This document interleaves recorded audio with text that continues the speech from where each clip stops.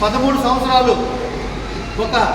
రాష్ట్రానికి, అప్పుల్లో ఉన్న రాష్ట్రానికి ముఖ్యమంత్రిగా వచ్చి ఆ రాష్ట్రాన్ని 50,000 కోట్ల రూపాయలు వరల్డ్ బ్యాంకులో డిపాజిట్ చేపించి ఆ రాష్ట్రాన్ని దేశంలోనే ధనిక రాష్ట్రంగా తయారు చేసి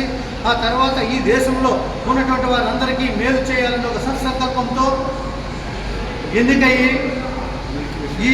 ప్రపంచంలోనే అతి పెద్ద ప్రజాస్వామ్య దేశమైన భారతదేశంలో ఈ దేశ ప్రజల కోసము నిర్మాణం జరిగే ఒక పార్లమెంటు భవనములో ఆయన పార్లమెంటు భవనానికి దేవాలయంలాగా నమస్కారం చేసుకుని లోపలికి వెళ్ళి ఈరోజు 11 సంవత్సరాలు పూర్తి చేసుకొని 11 సంవత్సరాల్లో వారు చేసినటువంటి అభివృద్ధి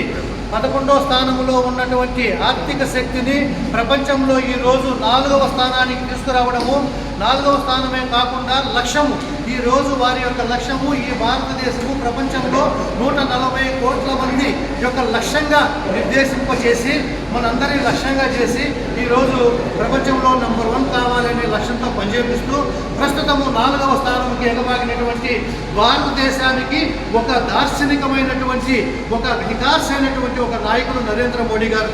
వారి యొక్క ఆధ్వర్యంలో మనం అందరం కూడా ఆ లక్ష్యంతో మనం పనిచేస్తున్నాం.